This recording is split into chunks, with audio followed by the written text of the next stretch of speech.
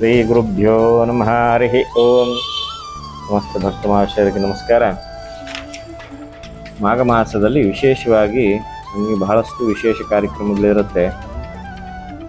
ಬಹಳಷ್ಟು ದೇವರುಗಳನ್ನು ಆರಾಧನೆ ಮಾಡ್ತಕ್ಕಂಥದ್ದು ಬಹಳ ಮಾಘ ಮಾಸದಲ್ಲಿ ಬರುತ್ತೆ. ಅದರಲ್ಲಿ ಮೊದಲನೇ ಭಾಗದಲ್ಲಿ ನಾವು ಕಾಣ್ಕೊಳ್ತಕ್ಕಂಥದ್ದು 25ನೇ ತಾರೀಕು ಭಾನುವಾರ ಸಪ್ತಮಿ ತಿಥಿ, ಅಮಾವಾಸ್ಯೆ ಮುಗಿದು 7ನೇ ದಿವಸದ ವಿಭಾಗದಲ್ಲಿ ಸಪ್ತಮಿ ತಿಥಿ, ರೇವತಿ ನಕ್ಷತ್ರ, ಸಿದ್ಧಿಯೋಗ, ಘರಾಕರಣ ದಿನ, ರಥಸಪ್ತಮಿ, ಸೂರ್ಯನಾರಾಯಣ ಸ್ವಾಮಿ ಹೊಸದಾದ ಒಂದು ರಥವನ್ನು ಏರಿ ಬರ್ತಾರೆ.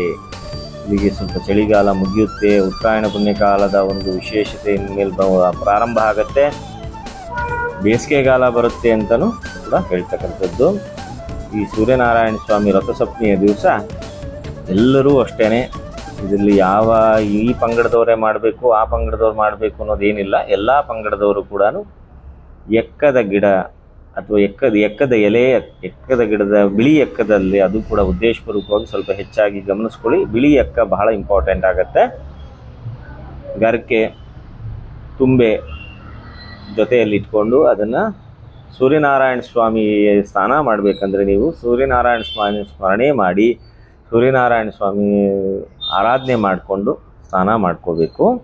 ನಂತರ ನವಗ್ರಹಗಳ ಹತ್ರ ಹೋಗಿ, ಸೂರ್ಯನಾರಾಯಣ ಸ್ವಾಮಿ ದೇವಾಲಯಗಳೇ ಸಿಕ್ಕಿದ್ರೆ ಅಲ್ಲಿ ಹೋಗಿ ಸೂರ್ಯದೇವರಿಗೆ ಎಕ್ಕದ ಗಿಡವನ್ನು ಸಮರ್ಪಿಸಿ ಅರ್ಚನೆ ಸಂಕಲ್ಪಗಳನ್ನು ಮಾಡಿಸ್ಕೊಳ್ಳಿ. ಬಹಳ ಶುಭವಾದ ದಿನ ರಥಸಪ್ತಮಿಯ ದಿವಸ. ಯಾವ ಕೋರಿಕೆಯನ್ನು ಲೋಕಪಾಲಕನಾಗಿರ್ತಕ್ಕಂಥ ಸೂರ್ಯನಾರಾಯಣ ಸ್ವಾಮಿ ಹತ್ರ ಕೇಳಿಕೊಂಡ್ರೆ ಖಂಡಿತವಾಗ್ಲೂ ಸೂರ್ಯನಾರಾಯಣ ಸ್ವಾಮಿ ನಿಮ್ಮ ಜೀವನದಲ್ಲಿ ಆ ಬೆಳಕನ್ನು ತೊಗೊಂಬಂದು ಕೊಟ್ಟೇ ಕೊಡ್ತಾರೆ. ಎಲ್ಲರೂ ಭಕ್ತ ಮಹಾಶಯರು ಈ ಸೂರ್ಯನಾರಾಯಣ ಸ್ವಾಮಿಯ ಅನುಗ್ರಹ ಪಡಿಬೇಕು ಅಂತ ಹೇಳಿದ್ರೆ ರಥಸಪ್ತಮಿ ಆಚರಣೆ ಮಾಡಿ. ಖಂಡಿತವಾಗ್ಲೂ ಸೂರ್ಯನಾರಾಯಣ ಸ್ವಾಮಿ ಕೃಪಾ ಕಟಾಕ್ಷ ನಿಮಗೆಲ್ಲರಿಗೂ ಸಿಗುತ್ತೆ. ಸರ್ವೇ ಜನ ಸುಖಿನೋ ಭವಂತು, ಸನ್ಮಂಗಳಾನಿ ಭವಂತು.